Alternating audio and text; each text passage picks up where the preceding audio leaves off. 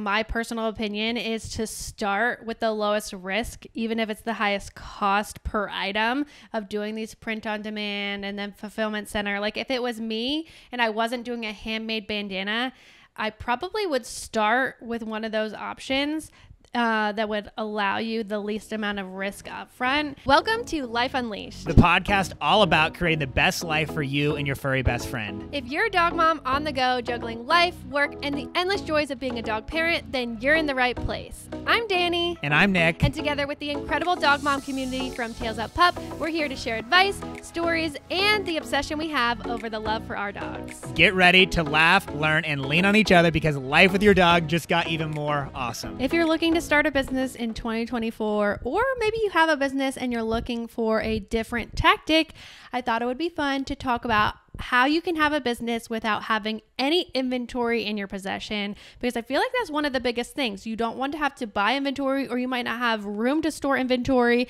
And so you can definitely have a business that runs and thrives without having to have any inventory in your house or in your office. And whenever you're like thinking about like the very beginning of starting a business and you don't have money coming in, like you'd have to literally use your own personal money or a loan to like get started. So if you can avoid having to outlay the least amount of money in the beginning as possible, I feel like the better, because once you've started making money and things like that, maybe you'd feel more comfortable investing in some inventory and doing that type of stuff. But in the very beginning, you're like, I got to prove this concept first before I invest money.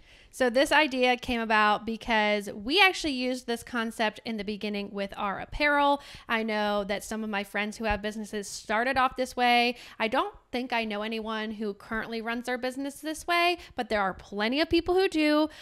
So it is called print on demand. So you can have an idea, come up with a design, and have a print on demand company print this on a sweatshirt, a towel, a garment, literally anything, even mugs, and they will ship it to the customer for you.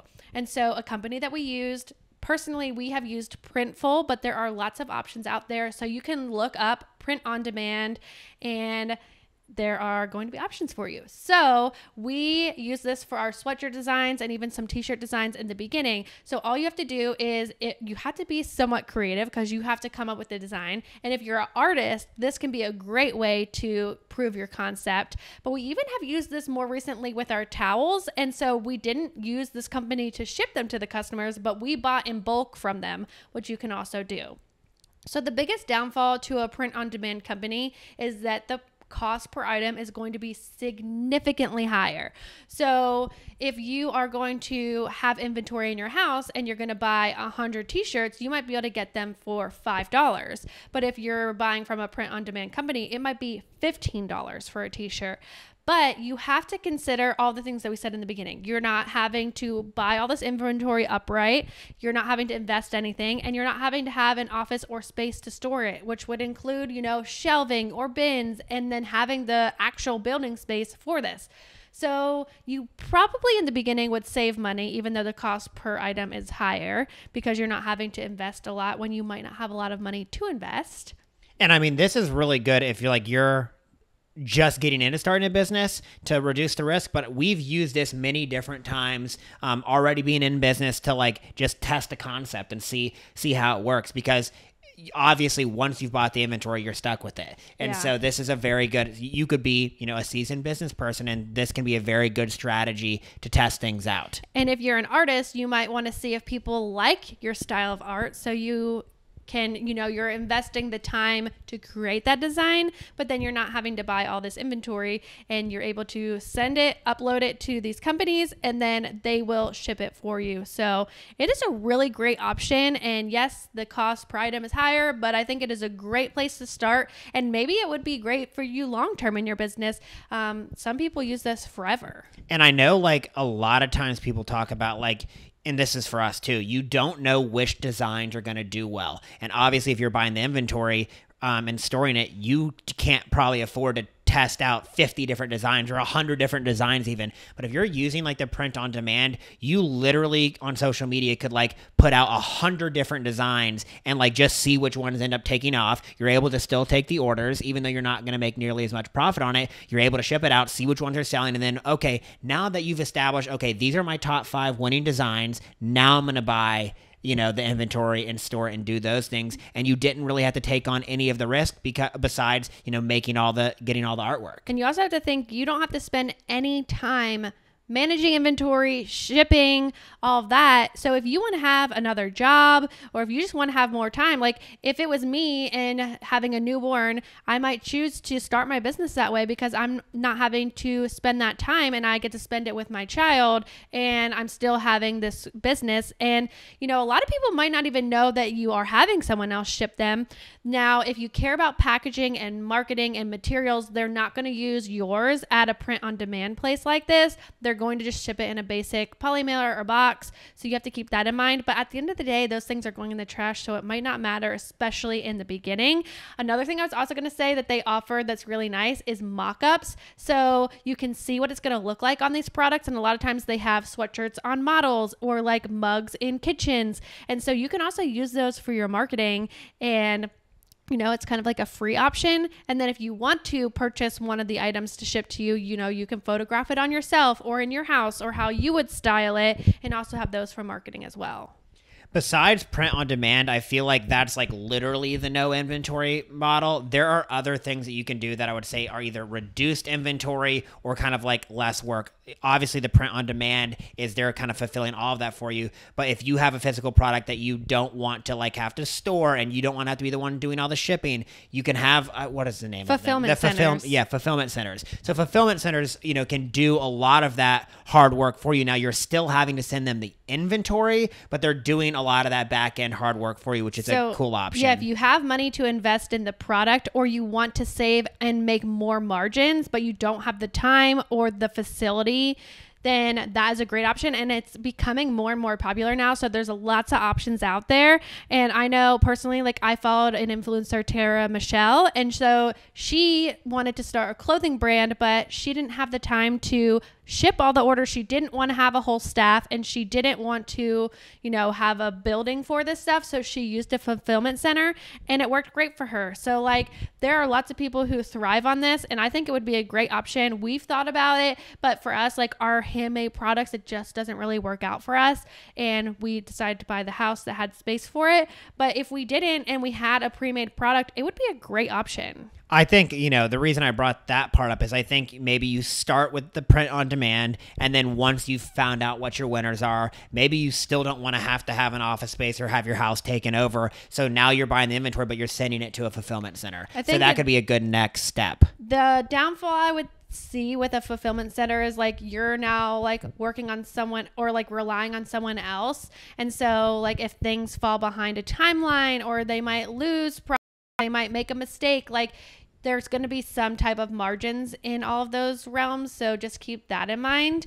But you still have to, unless you're doing it yourself, and even you will make mistakes, but if you have employees, all that stuff's still going to happen no matter what. And most of the time, if you're like, look at the reviews of these fulfillment centers, they probably do a very good, quick turnaround job. Another option, now this is not if you are creating or designing anything, you would be using generic products, but a lot of companies offer drop shipping. So a company that we use, so we buy our stockings and embroider them in-house, but they offer that they would embroider it for you. So I could send them the name and they would ship it to you. So then I wouldn't have had to buy all the stockings and I wouldn't have to embroider them. Maybe you don't have an embroidery machine. Maybe you don't want to learn to embroider, but you want to offer it.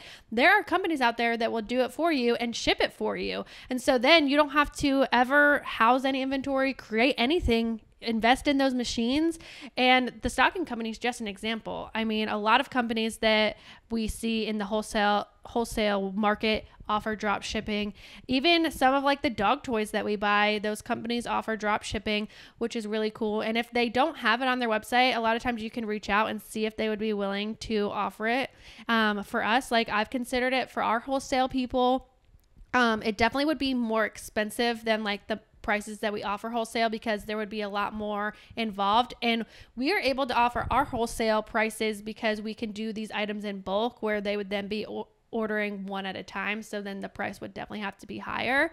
But yeah, drop shipping is a great option as well. Yeah, of course, all of this stuff is like there's pros and cons. Your margins will never be as good if you're not doing all of the work yourself. But then again, it takes a lot of time and effort, as well as the risk of, I think the risk is like the biggest thing that you want to mitigate against, because if you don't have to buy the inventory, you're not having to, have an office space and all this type of stuff, you're not as, it's not as risky of a situation. So for product related, no inventory, having a business, you got print on demand, you have fulfillment centers, and you have drop shipping.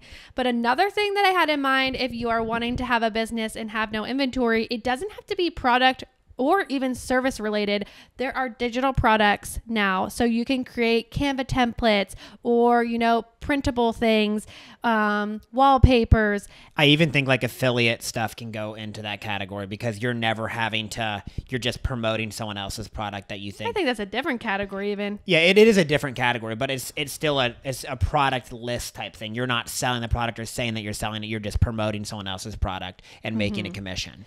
For the digital products, you can sell these on Etsy, and some people make hundreds of thousands of dollars. And the nice thing is that you're most of the time creating one thing, putting it out there, and then, thousands of people can buy that one thing. So you put in the time to create it one time, but then everyone can buy it. But you could also offer customized things if you wanted. If you wanted to, have a customized wallpaper, certain colors, or a name on it, or something like that, then you could do that. Also, if you are an artist, you could do like digital drawings, like the girl who drew our dog portraits in the nursery. She doesn't have to have any inventory or any product. She can just draw the picture for you and then send it digitally. She is doing everything online. So that is another option as well. Yeah, and I think, like I said, with the affiliate stuff, you really are able to not have any inventory. It's a product that you like, you use, and that you just want to share with other people. You're not having to manufacture it. You're not having to carry inventory. You're just sharing it. And if people buy it, you're going to get a commission on that. Let's talk about affiliates because I feel like that is a whole different category. So there are companies like Tails Up Pup or like Pink Lily where you can buy their product or be sent their product, promote it, and have a link or a code to share with your following. And whenever someone buys something, you're going to make a commission on that. And so every company is different. If you use Like to Know It, that is like a big platform that allows you to promote companies, and that company will pay you out for all of these companies that you're promoting at once. So like Pink Lily might have their own platform, or you might just use Like to Know It and have all these different options. And then Amazon affiliates is another great option because everyone buys on Amazon these days, and you can have an Amazon shop, or you can just link to Amazon, and whenever someone buys something via your link, then you're going to make a commission. And some people make their whole entire living off of affiliate marketing, and some businesses really thrive off of having these affiliates because they're driving people to their business. And so it is a great option for both sides of the party.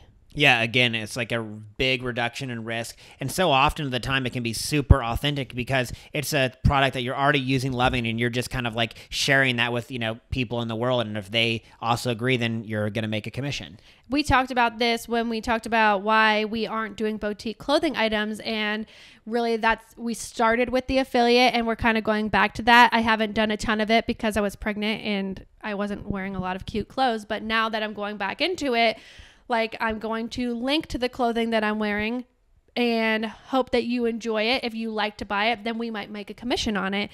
So it's kind of a part that we have in our business as well. And sometimes we'll link to Amazon things or, anything like that.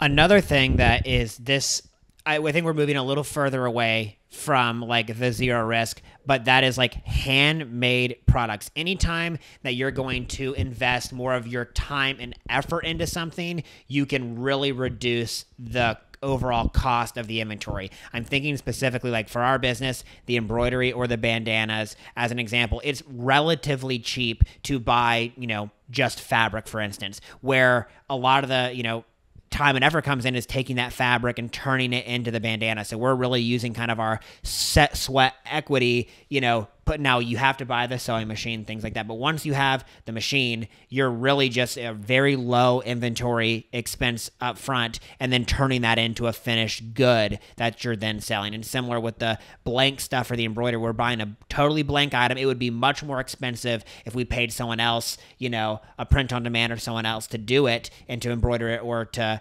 put vinyl or something like that on it. But we're buying the blank item and we're the ones doing the work and doing the embroidery. And so it's a much less inventory cost there as well.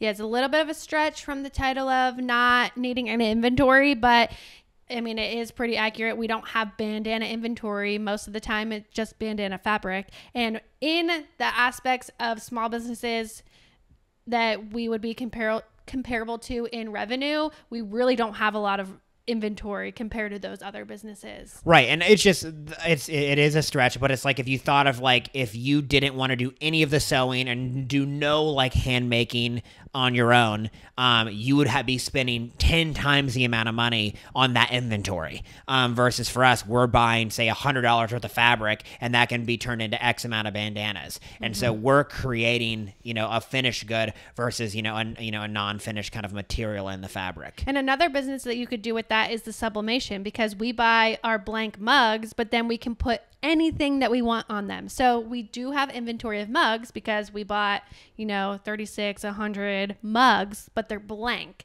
And so if I put a Halloween design on it, if I would have bought 100 Halloween mugs, I have to sell 100 Halloween mugs. But if I buy 100 blank mugs, then I can print on demand in my own house the Halloween mugs that are ordered, and then what's left over I can turn into Christmas mugs and then Valentine's mugs. And so your risk is way lower because you're able to print on those on demand, but in your own house. The other thing that we found, and this is, I guess it always depends on where you live, but a lot of times if the place that you're buying like your blank stuff from has low minimums and a fast shipping time, you can be placing pretty, frequent orders from these places and never having to be carrying a ton of inventory. I guess the more that I'm thinking about it, when I was talking about sublimation, we kind of have created our own print on demand facility because all of our embroidery is made on demand, our mugs, our bandanas, like everything is made on demand. So we're kind of like our own Printful. Well, I thought that's why this kind of like goes into that same type of theme. It would be way more expensive if we didn't do any of that stuff in-house and we just were like, we're taking a good someone else has made and selling it. But we have to put a lot more time into making these products. So you have to weigh what you would rather do and how you would do it and what money you have. So it really just depends on your personal situation. And on the embroidery side, those machines are expensive. So there's like all the investment on the machinery. And knowing how to do it and being creative. If you're not creative, then like that would be a whole different issue. Right. Yeah. There's a lot. The learning curve is more on that. And I think that's why I wanted to talk about it as one of the last things is, there's so many more pieces that go into that. But still, I mean, we always said from the beginning, like we really didn't from the, day one, invest a ton of money into Tales of Pup. It was a little bit of fabric and $100 sewing machine. And that's pretty much what, everything got started with. And we were able to, leverage that, small investment into something that was, a lot more of a financial reward. It would have been way more money if we said, we got to find someone else to make these bandanas and we'll buy them. And we probably wouldn't have sold them all anyways. Mm-hmm. So it just, again, it's that same theme of like risk reduction and, that type of stuff. And particularly with the blank things for the embroidery, if we bought like some cream sweatshirts and like it didn't, and we had it planned to sell it for with the fall design on it, we have cream Christmas designs that we put on similar sweatshirts. So you could use it for that. I think overall, like my personal opinion is to start with the lowest risk, even if it's the highest cost per item of doing these print on demand and then fulfillment center. Like if it was me and I wasn't doing a handmade bandana, I probably would start with one of those options that would allow you the least amount of risk up front and really test out your idea before you ever go full force into it, unless you have investors and have like a whole concept and idea. But if you're just trying to test it out, that probably would be your best idea so that you're not, spending a ton of money or spending a ton of time to just test something out. Well, and I think that is because at least we'll see if you agree with this. the hardest part of like being successful in business is actually getting somebody to buy your thing. And so like that person to, trade their hard-earned dollars for whatever you're selling. And, that's that testing out to see if they're actually going to do it. And if you invest all the money in the inventory and things like that, and you're wrong about people trading you their money for your thing, like this way, you literally just get to see, does someone want it? Will they pay me? And you're not doing it exactly for, the maximum profits on that one item. You're just trying to see, will someone give you money for this thing? Do people like it? And once you decide that, you get to decide how many people have to do that before it's proof of concept, but that's really the hardest part of business, I think, is, coming up with something that people will actually pay for. I was going to say, like, we really don't have much knowledge on the fulfillment center and how much like that would cost, but we actually have been a fulfillment center, because if you remember when we sold Happy Golden Beans Coffee, we were essentially her fulfillment center. So we have a little bit of knowledge on that. But I think what we learned is like how much time and space it does cost to have another product in your building. And so I think that it would be probably pretty expensive to have a fulfillment center, because those people are having to pay rent and pay employees to fulfill your product and run your business essentially. So I don't know what the cost would be from, someone who exclusively does that. But from our perspective, it definitely adds up over time. And I mean, it all depends on, I guess, what your goals are. If you're like have a full-time job, or like you don't have a ton of time to devote to like the specific work parts of fulfilling things or making things, then all these options are really good for you. Because, they're basically doing a lot of the work for you. Yes, you're going to make less money, but, you're still getting I guess it's a good trade. So I feel like there's a lot of different options and paths that you can take depending on like what your strengths are, what you want to do. I really would have liked to have known a lot of this stuff, like all in the beginning. We had to kind of figure out some of this stuff on our own, but we've really experimented with all the different parts of that besides us sending our stuff to a fulfillment center, but we've been the fulfillment center. So we do have like experience in all these different realms. So, I thought it was kind of cool to share some of that. Yeah. Hopefully you learned something. And if you have any questions, send me a DM on Instagram. I would be happy to help. Would you be a fulfillment center again for someone? I would, but it would definitely cost a lot of money, because it takes a lot of time and effort to essentially run someone else's business. Yeah. I've thought like, if there was someone else, I think we could do it really well for things that are like either personalized we were more than her fulfillment center, so that situation was different. But if I was truly someone's fulfillment center, I would do that again. Yeah, I feel like we could do it well, like more, not like high volume, more like smaller batch.